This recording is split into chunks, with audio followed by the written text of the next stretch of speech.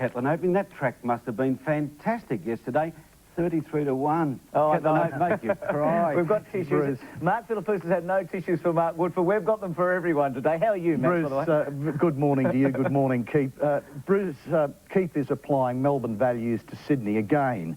Had Flemington had 9 inches of rain, of course, it would have been washed away. This was Randwick, and of course, we had an outstanding surface under the conditions. It got to slow. Congratulations to John Jeffs and the racecourse staff. Of course, the key was that we haven't raced at Randwick for quite a few weeks now. A great cushion of grass and a very good Doncaster. It's the #1 mile in Australia, there's no doubt. We're about to go to the race. What should we look for when we pick up the call? Well, I'd like to point out to you the great run of Juggler. This was perhaps his finest performance. He didn't win. Certainly it was Gay Waterhouse's finest performance. She didn't win. She didn't win a 5th in a row. But note this horse down the outside and ask yourself, could Keith's favourite horse, Catalan Opening, have won the race if he'd had to do what Juggler had done and had to carry 58? Well, while you're watching, don't miss the ride of little Lenny Beasley. It was a gem. It certainly was. To both of you, can I ask you one thing? The bloke that stands up at the end, can you push his head down when we see the replay? Here we go. Whose buff head is that?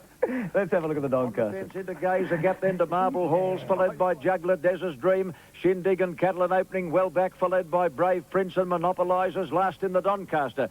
700 out as they near the turn. Quick Flick is the leader over Iron Horse. Confiscate, 3 deep, Banner Headline on the fence. He's had a beautiful run. Followed by Blazing Steel, Corporate James, 3 and 4 deep. Into Gaze with nowhere to go, followed by Dane Ripper. Then Pleasure Giver, Catalan Opening, right off the track as Juggler as they come around the turn. Quick Flick is the leader. Quick Flicker's just in front. Iron Horse has grabbed him. Iron Horse on the outside reached the lead for the Lone Star Syndicate. Iron Horse and Chrissy Munch shot away from Quick Flick. Confiscate running on, followed by Catalan Opening, and his Juggler thundering down the outside. Iron Horse is stopping. Catalan Opening grabs him. Juggler on the outside lunging, but Catalan Opening just in front. Juggler trying desperately, can't reach him.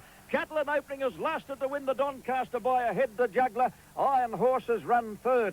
I wish you hadn't stood up, Keith, at the end. I've seen it 100 times. I want you to put your head down. How would you like that on your Christmas tree? A little bit more hair than Keith's got. Max, on the turn, this is the key point. Catalan Opening goes inside, a horse Juggler's outside. He just cut the turn. That's Catalan Opening in the yellow sleeves, the check cap. Juggler, of course, takes time to wind up. Cooksley had his critics, but he gave Juggler every chance. The brakes went Catalan Opening's way, and that's what won him the race. Sprinted quicker under his lighter weight, but by gee, have a look at the way this magnificent veteran, this 6-year-old, gets to the line. He's got a remarkable Randwick record. He keeps on giving. He needed 2 more hops to get there. Oh, Max, don't take your gloss off the winner. He came from the outside barrier. That was a fantastic ride by a kid who I believe, Max, Bart Cummings is dubbing the new Beedman. I'm not taking anything away from the ride, Keith. I'm saying that's what won of the race, but I'm talking about the courage and the performance of the horses, and I do think that Juggler's performance was every bit as good as Catalan Opening's. OK, well, Len Beasley, as Keith tried to tell you, Max, Bart said he's the new Darren Beedman. You spoke to him, actually, Max. I'm not sure if you can remember that, but after the race, and asked him about his tactics. Bart said he would just leave it to me, and you know, I when they jumped and went pretty hard the first furlong, I just tucked in 3/4 of the way back and ended up following Juggler the whole way, and then I ended up getting on Dane Ripper's bum, and I followed it lovely right into the race, and when I got out, you know, he sprinted lovely.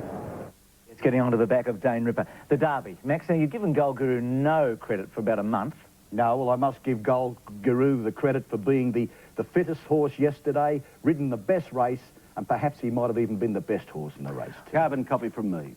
Good, and we might talk over this because you two blokes have gone so long today that I've run out of time as always. Now, they're both, Gold Guru's up and Tie the Knots back last. Did Di overdo that, do you think? A lot of keen racing judges felt that Di did give too much start, but what options did he have?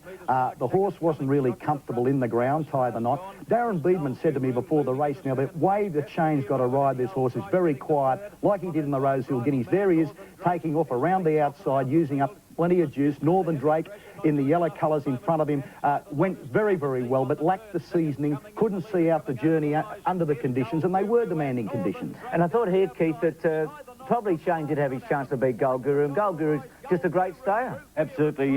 Second in both derbies now for Tie the Knot. A few weeks ago, you gave us a list of possible horses of the year. This one wasn't on it. Perhaps he should be. His record beyond 1600 is almost without blemish, including a second to Might and Power. Look, I think he's getting close, Gold Guru, but you'd have Might and Power in front of him. He's not that close. He's not getting that close to Might and Power, but he's an outstanding 3-year-old. His performances have been very good, a courageous horse, and certainly he's entitled to the accolades out of the Derby yesterday. Bomber Bill won the Group 1 in Perth, by the way, the Karakara Plate.